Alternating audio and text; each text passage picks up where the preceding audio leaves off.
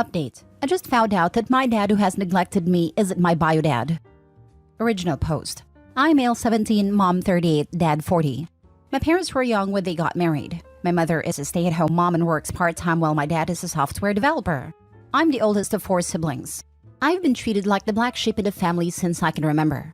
Birthdays? Never had any. Just a cupcake from my mom and no presents. I wasn't allowed to have friends over. Christmas was never something I looked to. At most, I would get some socks while I had to look at the presents my dad, aunt, uncles, and grandparents gave my siblings. New bikes, latest fashion clothes, phones, game consoles, games. You name it, they got it. The same for their birthdays. Big parties. Their friends and family would show up and shower them with gifts. I was never allowed in family trips and vacations. I was left behind to stay with grandparents who were strict in everything I did. And sometimes they would just call on someone else to pick me up while I was supposed to stay with them. My mom got a part-time job when I was 13, and with that, she would sometimes ask if we could just spend a day together while dad and my siblings were out, even though it was just to get ice cream. When I was at home, I mostly stayed in my room and studied. It didn't matter how well I did in school or sports, my dad showed no interest. I was able to get some money by tutoring. That, along with I managed to get a part-time job at food court and a grocery store, meant I spent less time at home. Over the years, my mental health got worse and worse because of maintaining good grades, doing well at sports, working 2 part-time jobs. My mom helped me find a therapist who has helped a lot. Yesterday I came home from work late, tired and just wanted to go to bed. I opened the door to hear my mom arguing with my dad and aunt about me in the living room. I could hear my aunt saying that I should be grateful, more grateful towards my dad. Then they saw me in the doorway and stopped. My mom and dad looked like they had seen a ghost.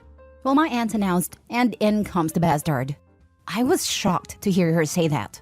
I know she did not like me and mostly ignored me when we were in the same room. But I got angry and just asked her to repeat what she had said. My dad quickly stopped her, but no, I wanted to know what I should be grateful about. So I asked what was going on. No one said anything for a while, so I asked again, be grateful about what? Being ignored, neglected, abandoned while my siblings are spoiled and play happy family with dad? As soon as I said dad, my aunt just yelled that I was not his son. I was shocked by what she said, and I asked my dad if it was true. He looked at me and just said, I'm sorry. I didn't know what to say. I looked at my mom and she said nothing. I left to my room and just started crying. Later, my mom found me on the floor shaking and crying. She helped me up and stayed with me until I fell asleep. I woke up this morning and called in sick. I barely left my room today. I just feel like everything I have done to make the man I called dad proud or just to acknowledge me has been a waste of life. I wish that I had known years ago. Now for the top advice before reading the updates. Wow, I am so sorry. That should not have been hidden from you. At least you could have understood their nasty treatment of you better. Also, that your mother allowed this is, to be honest, disgusting. Why the heck did she allow this? Why did they lie to you? It doesn't sound like they were in North America. And in far too many places around the world, a woman who's pregnant outside of marriage will be treated abominably. I'm wondering if she was pregnant and OP's stepdad was willing to marry her, with certain conditions, in order to ensure she and her child had some measure of protection. It's all speculation. We can't know any of it. But I sincerely hope OP is able to talk things through with his therapist and work to build a good life that doesn't include all these people who've treated him with such contempt. He deserves better. He didn't ask to be born into this situation. OP, I'm so sorry they've treated you so poorly all your life. I hope your mom is able to tell you more about what happened when you're ready to hear it. Save up and move away from your stepfather and all of the horrible family as soon as you can, and build a good life for yourself. Your life and value are not defined by what these people call you. I apologize for what occurred to you. You must attend treatment sessions and prioritize your well-being. You must leave the house and your poisonous relatives behind. It's in your best interest. Now for the first update. After I put up this post, I had to get out of the house. I want to be alone for a while, and the thoughts of ending things became too hard to ignore. So, I called up my best friend and he picked me up. We went for a drive and I told him what had happened yesterday. He just listened while I just cried and told him everything. He knew my father was like this, but not the extended family. I have never seen him so angry before. He had to pull over so he could calm down. I showed him the post and he was silent for a while. After a few minutes, he told me that no matter what, I was his best friend. And he asked if it would be okay if he could maybe talk to his parents about me staying at his place for some time. I said yes. He dropped me off and we got out of the car. We talked for a bit, and before he left, he gave me a hug and just said whenever I felt alone that I should give him a call. When I entered the house, I ignored everyone. First, I would like to thank everyone for your comments. Though I have not responded, I read through all of them. Not only have they been helpful towards to see things differently, but to do the best to stay strong until I move out. You're right. This man is not my dad/father, and I will no longer see him like that anymore. I will try and get some answers on why I'm being mistreated. Why after all these years, no one told me anything. And the most important for me right now, who is my real bio father? Is he alive? Does he know I exist? And to clarify one thing, I have no idea who anyone on my mother's side of the family is. And therefore, I have no contact with them. My 18th birthday is in the end of the summer, and I will be moving out that day or even sooner if I have the opportunity to do so. Second update. So a lot has happened in these few days, and I am conflicted about many things right now, but I'm hopeful that I can start to heal mentally. On Thursday, before I left for work in the grocery store, my father, whom I will refer as Kevin, called out to me and I responded by saying, "Yes, Kevin." And he looked confused because I've always called him Dad before. After a bit of silence, I asked what, quite bluntly. He didn't respond and told me it was nothing, so I went to catch the bus. When I got home late in the evening, my mom wanted to know why I called Kevin by his first name. I told her he never treated me as anything close to a son, so why should I call him Dad anymore? She had no answer, and she told me he was hurt by it. I wanted to scream when she said that. Yesterday, I had an appointment with my therapist, and I cannot put into words how much she has helped me over the years. And later, my best friend called me to let me know that I could stay with them if I wanted. So this morning when I woke up, my mom was already awake and making breakfast. I asked her if we could talk alone today, and it was important. She agreed to talk after breakfast because Kevin had to go to work shortly after. After Kevin left, she told my siblings to not enter the kitchen for a while. I'm paraphrasing a bit because it was a long conversation.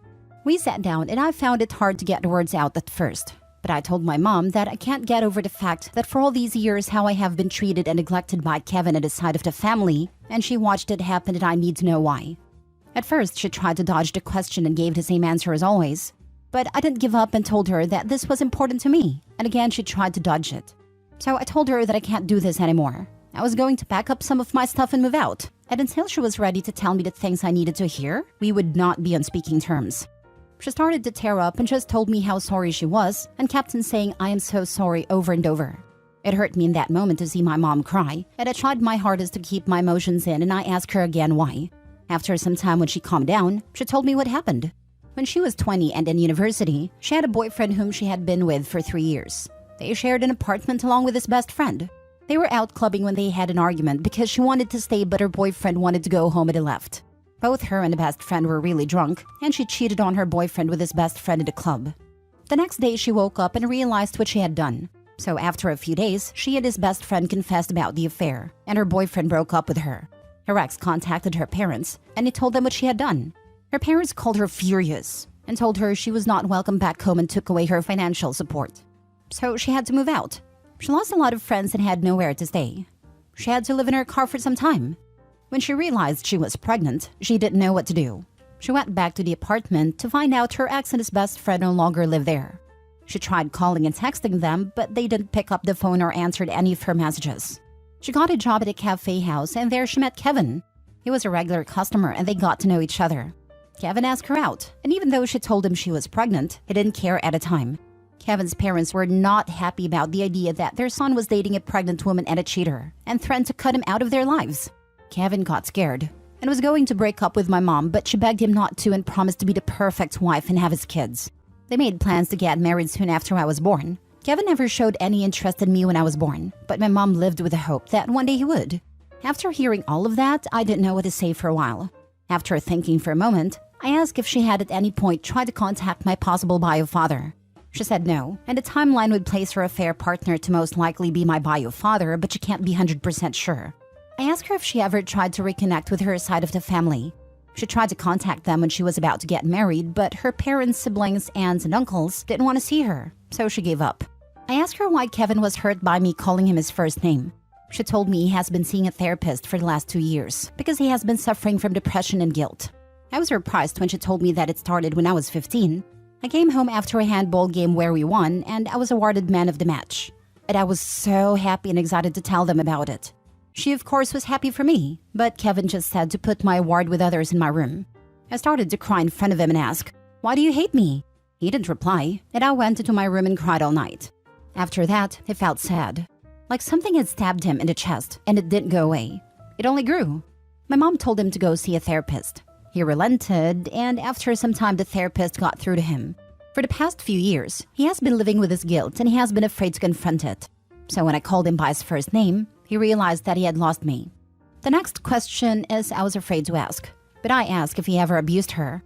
She told me he has never mistreated her. She told me that Kevin has only ever loved her. The only time he ever questioned her about anything was when she was pregnant with my younger brother, and he asked for a paternity test which she understood. When it came back positive, he apologized and he didn't ask about my other siblings. The last question. I asked her why I was left with people who harmed me physically, mentally, and emotionally while they went on trips and vacations. She was shocked to hear about the physical harm and asked me about it. I told my mom that I never said anything at a time because I was afraid of Kevin's family members when it happened. I told her everything I remember, but here are some of the things they did. My grandparents would scold me loudly and hit me when I was younger. My aunt never spoke to me unless she needed a favor, only to then go back to ignoring me and told me to stay in the guest room. When I was 14, my father took the family to a 2-day trip to Croatia and left me with his older brother. He asked me to go to the store to buy some stuff, and of course I said yes. When I came back, he opened the door and took the bags and locked me out of the house. I sat there crying until he had all finished with her dinner, and then he let me in. She cried the whole time I was telling her everything. She told me how sorry she was. She knew they didn't like me, but this was just hate. After the conversation, she asked if I was going to move out and where. I told her I was planning on it. And as to where, I will not tell her because I don't want Kevin to know where I would be staying. She started to cry again, and again it hurt to see her cry. The conversation was long and lasted for several hours, but these are just the main points. After that, I went to my room to clear my head and think. About an hour later, someone knocked at my door and I told them to open. It was Kevin who opened the door. He asked if he could enter and I said yes. It was the first time since I can remember he ever entered my bedroom. He looked around for a bit, looked at a shelf where I keep all of the awards and trophies from school and sports. He was both surprised and sad when he saw the medals from when I did track and field and played football, then stopped when he saw the small man of the match award and picked it up. He held it for a while and started to tear up, put it back and sat down on the bed. Neither of us said anything for a while. I asked if Mom had told him what we had talked about. He was still tearing up and slightly nodded his head. I asked him if he was aware how I see him. He nodded again and whispered yes. So you know the extent in what your parents and siblings have put me through? He looked me in the eyes and asked if it was true. I said yes, and he just started full-on crying. After a while, he stood up and hugged me. This was both the first time he has ever hugged me and cried in front of me before. I just hugged him back and started to cry. He didn't want me to let go, and he said how he was sorry for the pain he put me through, for the years of neglect, for treating me like an outsider, and he begged me not to move out. When he finally let go, he asked to be given a chance. I told him that maybe with time I could forgive him and Mom, but they had to earn it. But I won't forgive his family for the things they had done. Also, for now he was still Kevin. He is hurt by it but accepted. For now, I am not moving out, but if things go back to the way it was, I will not hesitate to leave and he knows it. We are going to see a family therapist together. I will in the future try and reach out to my biological father, but I don't know about my maternal family side. I'm on the fence with them. I called my friend and told him what happened, and he says the door will always be open at his place. We know each other since we started school and we both play for the same team. I know his parents well, and they are lovely people. I know many of you want me to move out as soon as possible, but I told them I would like to give them this one chance, and that is what I will do for the moment. Honestly, I'm not scared that things will just go back to how things have been. I've been saving all of my money since I started working. To those who have been sending virtual hugs, here's a virtual hug back and thank you. Thank you for all the comments and support. Now for the last update. Firstly, I would like to thank all of you who have messaged on the last post and privately. I would like you to know that I am safe, and I'm at my friend's house. They are willing to let me stay with them long term. These messages have not only opened my eyes, but also to see my mom and Kevin for the people that they truly are. Both of them do not love me and do not care. I've had people telling me stories of childhood abuse and neglect and how they got out. Every time I have tried to talk to Mom and Kevin about the abuse, tried asking my mom how she can happily leave me behind and not doing anything about it, they just try to avoid the questions and love bomb me instead of saying that things will change. What really got me was this morning. I got a message saying to ask how my mom never noticed any bruises when they picked me up after travels and vacations. That sealed the deal for me. There is no way for someone who supposedly cares for you not notice. So this morning I got ready to leave and packed up my things. It wasn't that much that I was taking with me. When I was ready, I called my friend and asked him to pick me up when he could and call me when he was outside. When my friend called me, I moved my things out. I let my mom know and Kevin know that I will be moving out. They did not take it well and started to beg me to stay. I told them that I couldn't stay there because it was clear to me that they didn't care about me. Kevin got defensive and tried to say that this was my home but I should not leave. I asked him why for these past 2 years when he was in therapy, he has remained the same. How come even though I tried my best, I was still treated like an outsider? He didn't say anything. I asked my mom why she let this go on for years without doing anything to stop it. Again, she didn't say anything. My brothers weren't home, so I went to say goodbye to my sister. It was really hard because she's the only one who has ever treated me with genuine kindness and love. I talked with her a bit, and when I told her I was leaving, she looked so sad. It was harder than I thought to say goodbye to her. I got in my best friend's car and I just broke down. We drove around for a bit before we got to his place. His dad helped me get settled in the guest room. My friend told his parents about the post. They asked me to tell them everything, and I did. The parents talked in private for a bit and then let me know that they would rather I'd stay with them long term than go back. I'm glad you have a good friend with an amazing family. I'm so sorry your family put you through that. You're better off without them, Opie. Best of luck to you. Your parents as well as the extended family should have been arrested for what they did to you.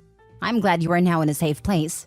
Try finding your mom's family. It seems off that they have not forgiven her after all these years. She must have done something else. Please take care. A huge hug from a stranger. I'm so sorry, and still so happy about the update. I hope you find a safe space with your friend's family. Always remember, your friends can be a way better family than your own. And I think that right now, you are building a new family. Loads of love. Stay safe and far from your family. They are trash. Through and through. Never let them bully you into thinking you did anything wrong. Thank you. The only one I will be keeping in contact with is my sister. Last update. Yesterday morning, with the suggestion of my friend's father, it was best for me to take the week off from school, work, and practice.